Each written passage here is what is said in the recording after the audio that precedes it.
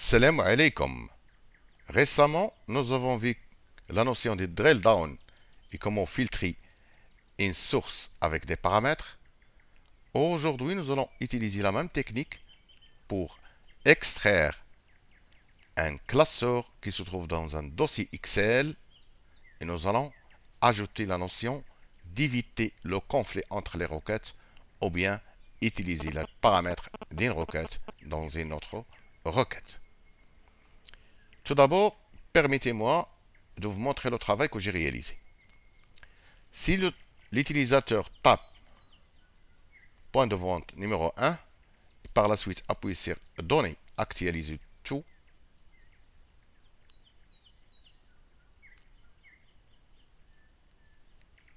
la requête ou bien les données du point de vente numéro 1 seront extraites dans quelques secondes avec une manière dynamique. S'il tape par exemple point de vente numéro 4, Données, actualiser tout, l'actualisation se fait dans quelques secondes d'une manière dynamique. Nous allons refaire ce travail. Je vais appuyer sur CTRL-1 pour ouvrir un nouveau classeur. Je vais fermer ce classeur. Je vais fermer aussi le classeur numéro 1. Je vais appuyer sur Données, obtenir données à partir d'un dossier. Le dossier se trouve dans le bureau. Point de vente numéro 1, ouvrir. Puis je vais appuyer sur Combiner et transformer les données. Je vais sélectionner la feuille numéro 1 des premiers fichiers. OK.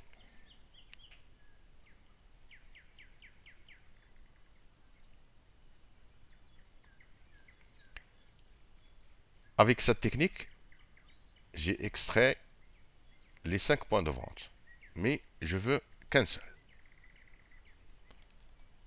Alors, je vais supprimer les autres colonnes et je vais supprimer les doublons. Maintenant, je vais appuyer sur Fichier, fermer et charger donc. Ne créer que la connexion. Et je vais charger dans la feuille existante dans la cellule A1. Ce premier travail consiste à faire uniquement le menu déroulant d'une manière dynamique pour savoir si les noms sont structurés. Et il y a d'autres conditions. Il faut que les classeurs ont la même structure, c'est-à-dire le même nombre des colonnes et le même nom des colonnes et le même nom des feuilles. Maintenant, je vais réaliser un menu déroulant. Je vais tout d'abord transformer ou bien nommer cette plage. Je vais l'appeler point. Je vais copier source name.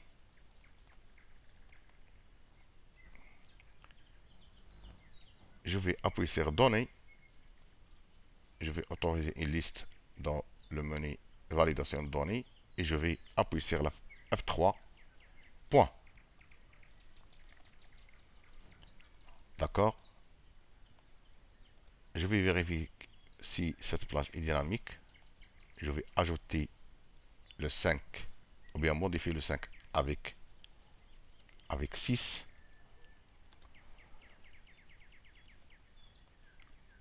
Voilà, le menu est dynamique. Maintenant, je vais faire rentrer ce petit tableau dans l'interface Power Query. Je vais cliquer sur cette cellule, données, à partir d'une plage ou d'un tableau. OK. Je vais nommer cette requête PV et je vais transformer cette requête à une liste. Je vais cliquer sur PV1, drill down. et je vais appeler cette étape PV. D'accord? Fichier fermé et chargé dans ne crée que la connexion. D'accord? Maintenant, je vais faire l'extraction des points de vente numéro 1 des dossiers. Je vais appuyer sur Données, obtenir des données à partir d'un fichier, à partir d'un classeur Excel. Il se trouve dans le bureau, point de vente numéro 1, et je vais choisir point de vente 1, importer. Je vais sélectionner la feuille qui s'appelle BDD ou bien base de données, transformer les données.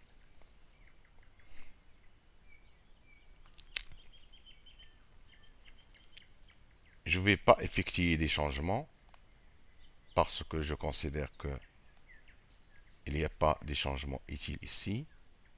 Je vais charger cette requête dans la feuille numéro 1. Je vais cliquer avec le bouton droit, charger dans tableau, feuille de calcul existante. Je vais choisir, par exemple, la cellule D5.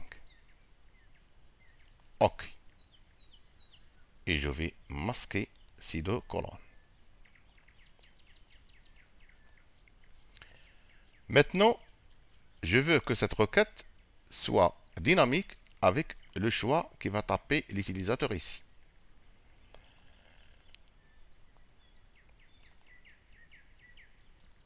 Donc, je vais sélectionner une cellule de cette requête. Je vais appuyer sur Requête, Modifier.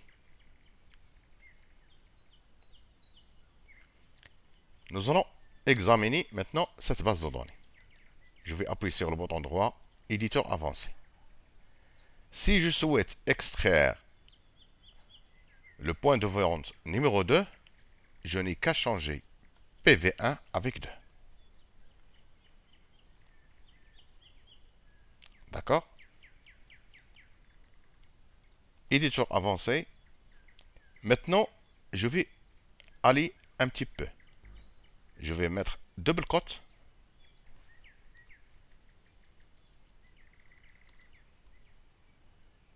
Et commercial. Double cote. Aucune erreur de syntaxe n'a été détectée. Je peux faire OK. Et voilà le résultat. Éditeur avancé. Maintenant, je vais changer PV de XLSX avec la variable que j'ai définie. Je vais mettre et commercial avec P PV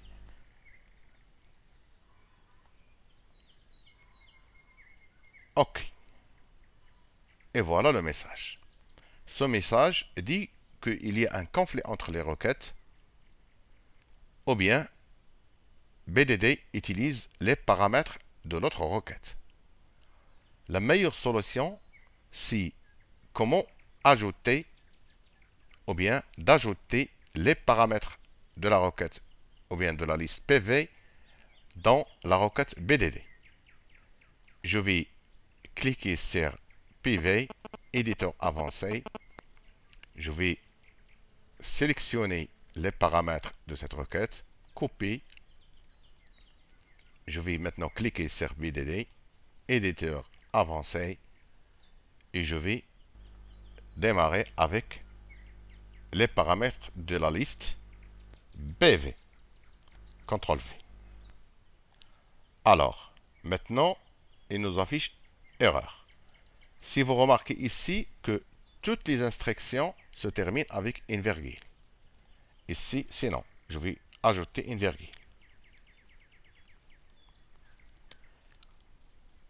Maintenant, il y a une autre erreur. Source. Source est déjà reconnue ici. Je vais changer source avec source 2. Source 2.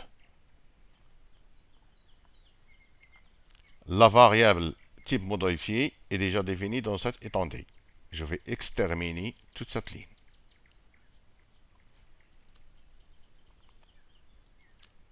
Une virgule ne peut pas procéder un in.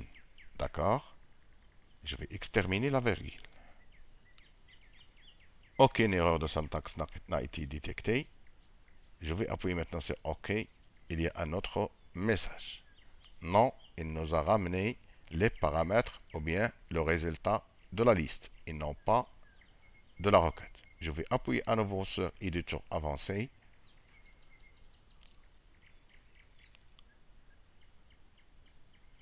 PV, type modifié source name.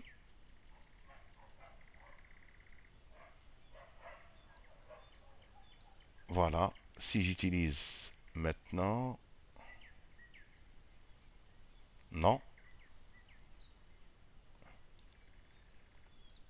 Le dernier nom, il faut qu'il soit dans après le in.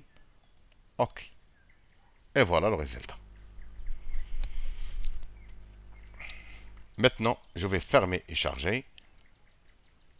Et voilà, la requête a été mise à jour. Je vais choisir un deuxième point de vente, bien un deuxième point de vente, donner, actualiser tout, et voilà le résultat. Nous pouvons faire une macro pour mettre tout ça dynamique, mais ce sera dans une autre vidéo. Je vous donne rendez-vous dans une prochaine vidéo. Merci, à bientôt.